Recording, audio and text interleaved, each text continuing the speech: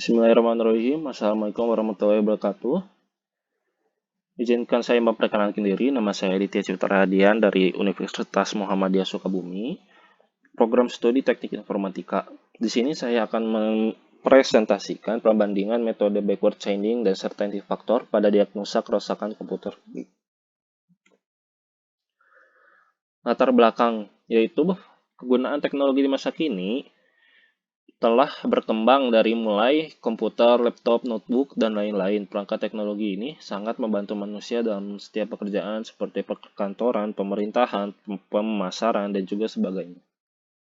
Dalam survei penggunaan komputer yang saya baca dalam buklet tahun 2017 yang diterbitkan oleh Kominfo, bahwa berdasarkan pendidikan bahwa penduduk dengan gelar S2 atau S3 memiliki presentasi terbesar, di mana kepemilikan komputer secara individu memiliki presentasi sebesar 42% dan dalam berdasarkan pekerjaan yaitu PNS, TNI, dan Polri memiliki presentasi terbesar yaitu mempunyai presentasi 27,41%.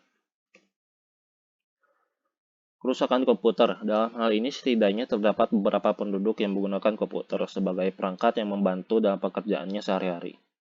Namun, tidak sedikit pula para pengguna komputer tersebut memiliki permasalahan ketika komputernya mengalami kerusakan.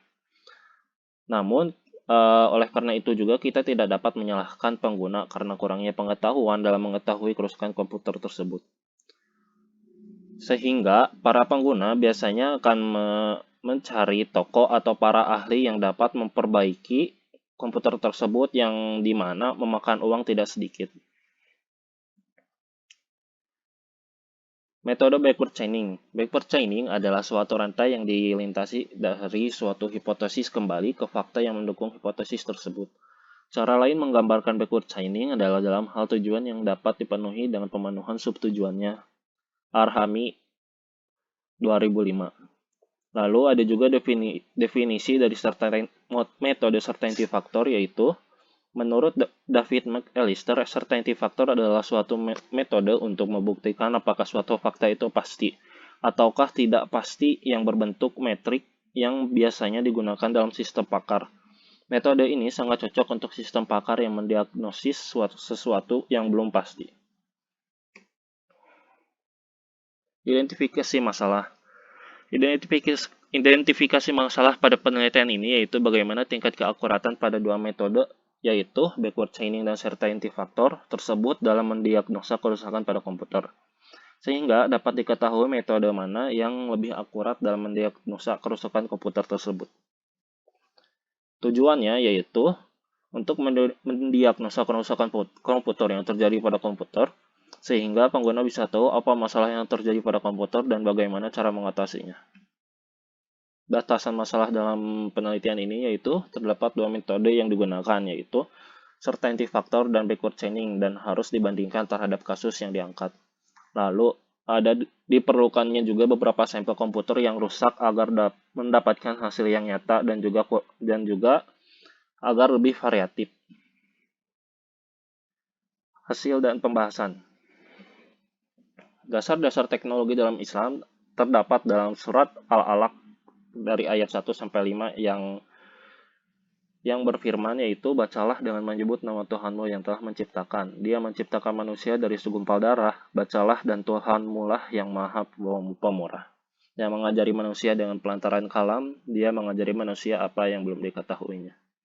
Begitu banyak ilmu pengetahuan yang telah diberikan oleh Tuhan sebagaimana yang telah dijelaskan dalam firman Allah yang artinya, dan tidaklah kamu diberi pengetahuan melainkan sedikit. Quran Surat Al-Isra ayat 17.